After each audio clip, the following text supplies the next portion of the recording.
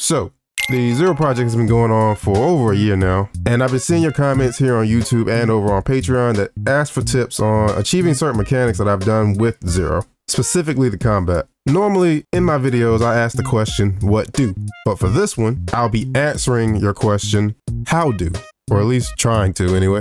Looking back on the current format of the devlogs, I tend to move a bit quickly because of how much I try to cover in each one. So today I'm going to try something new. Let's just call it a deep dive. In this video, I'm going to go in a bit more detail about how Zero's attacks work, specifically how I set them up, how Zero moves during the attacks, and how controls work for chaining attacks. There's a bit to cover, but first, hola! Este video está patrocinado por Babbel. Babbel is a premium subscription-based platform available in 14 languages and developed by over 150 expert linguists. Their teaching method has been scientifically proven to help people engage in basic conversation in just 3 weeks of daily practice. That's 1, 2, 3 weeks of daily practice. They also offer a variety of ways to learn, including lessons, podcasts, games, videos, content articles, and live online classes. As you can tell, I'm learning Spanish, and I'm enjoying it. It's very easy to get started. Once signed up, you select one of 14 languages and take a small quiz to determine your current level. After that, Babbel will customize your lessons to fit your level. They also provide you with a learning plan and metrics to track your progress and goals. If you use my link in the description, you'll get up to 60% off of your subscription. And if you're not satisfied, they offer a 20-day money-back guarantee. So go ahead and start learning a new language in just 3 weeks with Babbel. And thanks again to Babbel for sponsoring this video. So the functionality of Zero's attacks are actually made up of many separate systems all working together. And if I were to go into detail on each one of them, we'd be here a long time. So I'm not going to go too technical here, specifically referring to code. Let's start with the animations. One of the questions I see a lot is, how does Zero move during his attacks? One method is called root motion. Simply put, root motion is when the animation itself moves the character. They move purely based on the keyframes in the animation and not the code. The issue here is not all animations move the character. For Zero, the majority of his movement, especially during the attacks, is handled with code using animation events, which gives me more control over it, and also allows me to avoid having to add keyframes to the animation for moving. These are called on specific frames and call functions from other scripts. In this case, Zero's movement script. Basically, there are some variables that hold the value of any extra force I want applied to Zero. The animation event is used to set those values, and once they are set, they decrease over time. In hindsight, the way I went about this is sort of a roundabout method because Zero is moved using a character controller and not a rigid body. But at this point in the project, I don't plan on going back and reworking Zero's controls from a character controller to a rigid body. But in regards to root motion, a handful of Zero's attacks use it, and I plan on using it for more dynamic attacks down the line. As I mentioned many times before, I am not an animator, so Zero's animations come from various sources, and some of his attacks utilize animation blending to achieve the desired look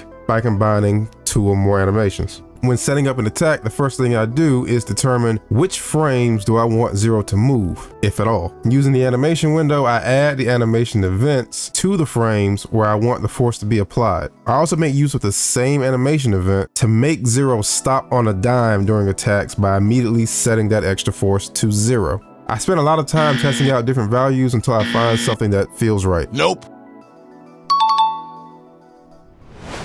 While we're on the topic of animation events, I use quite a few of them depending on the animation. Some handle movement, some spawn projectiles, some trigger particles, sound effects, etc. Once I have the movement events set up, I move on to sound effects. In the next devlog, I'll be replacing Zero's voice from the Game Boy games to Zero's voice from Marvel vs. Capcom 3. The next thing I set up is the blade trail and the slash effect. The blade trail uses an asset called X weapon trail and is controlled with code, so it's only active while Zero is attacking. For the slash effect, there are multiple particle systems set up in the hierarchy of the player object, and during the attack animations, I set up keyframes to rotate these to match the direction of the strike and scale them as needed. Then finally, enabling and disabling the object during the animation to get the quick slash effect. As I mentioned before, some of Zero's attacks use animation events to spawn projectiles or other effects like this. Other effects during attacks, such as the fire on Zero's saber during this attack, Use code to achieve the effect. This is done by applying a script directly to the animation state. Animation state scripts have three main methods that I use for this. They are onStateEnter, when the animator component transitions into this state, onStateUpdate, which works like your normal update method, calling once per frame, and onStateExit, called when the animation finishes and the animator transitions into another state. The way I get the effect to start and stop when I want it to is by taking advantage of these. Here's how it works. There's a script that holds references to the elemental effects on the saber. On the animation states of certain attacks, there's a script that grabs a reference to that previous script and then tells it to toggle the effects. When the animator transitions into the state, onStateEnter is called and the particles are activated. The blade also changes color. onStateUpdate checks the time of the animation using this math here. And once the animation reaches a certain time, it disables the effects. Here's a breakdown. Now, here's how it works. The math checks for a value between 0 and 1. If an animation has 30 frames, then frame 1 would be 0 and frame 30 would be 1. Any value in between would be that current frame divided by the total frames. Percentages, basically. So if I want the effect to turn off halfway through the animation, I tell the script to check for when the animation's time passes 0.5. Everything we talked about up until this point is the simple stuff. Full disclosure, this next part is a bit of a mess that I've since learned how to do better, but would be way too much work to go back and change now that we're so far into the project, because I would need to do this for all of Zero's attacks. So the way Zero transitions from one attack to another relies on the same type of animator state script I just talked about. These, on the other hand, are a bit more complex than just checking how much time has passed since the animation started. In addition to that, this script also looks at the player's input to determine what animator state to transition into next. For example, Zero's normal saber attack can be chained back and forth with other saber attacks and sub-weapon attacks. Sub-weapon attacks can also be canceled into special attacks. Special attacks, on the other hand, cannot be chained or canceled into other attacks.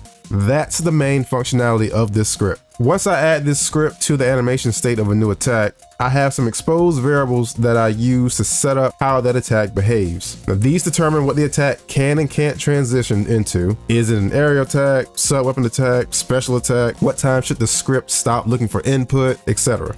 It gets a bit more complicated than this, so I'm just going to cover how Zero's saber attacks work.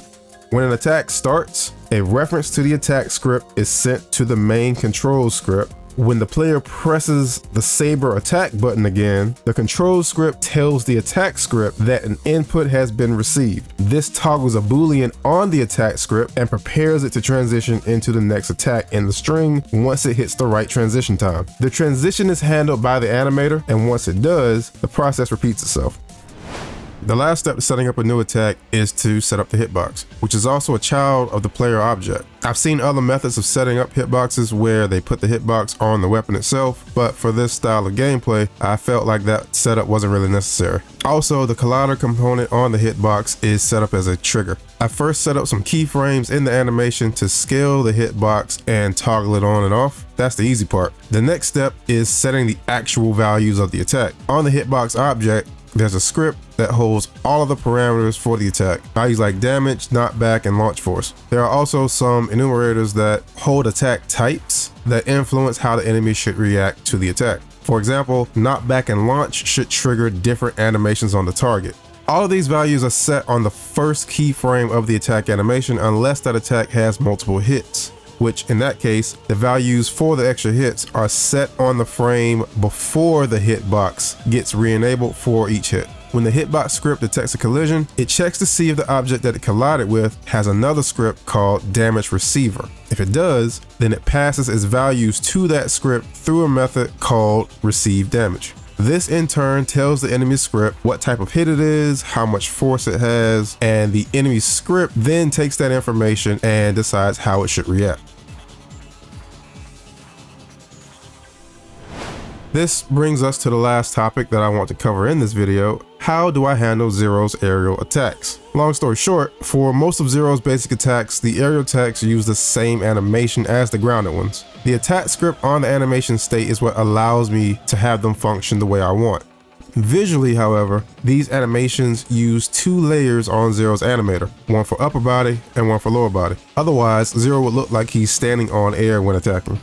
This look is accomplished by having the base layer play Zero's idle airborne animation, while this layer overrides his upper body to play the attack animation by having it use an animator mask that only affects the upper part of Zero's rig. The attack script on the animation state is what tells the control script on Zero to ignore gravity and to increase the layer weight on the animator for the upper body, and the animation events handle moving him during the attacks.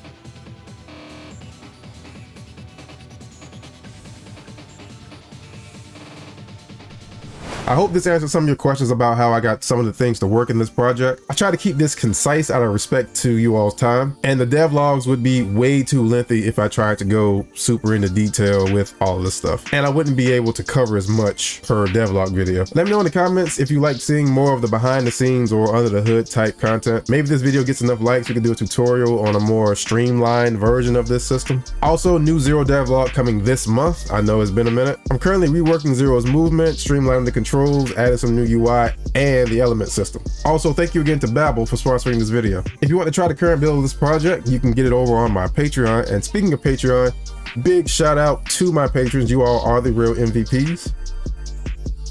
I'm also thinking about launching a Discord server, not necessarily just about the Zero project, but more so a space where we can talk game design, maybe a place where devs can find people to collaborate with, or where new devs can find support, maybe even host some game jams. But that's gonna do it for me. If you enjoyed the video, leave a like, and as always, if you're feeling super generous, how about subscribe? You can check out my website for updates on the Discord and also on my socials. I hope y'all have a great day. I appreciate all of you sticking around, and I'll see you in the next one. Peace.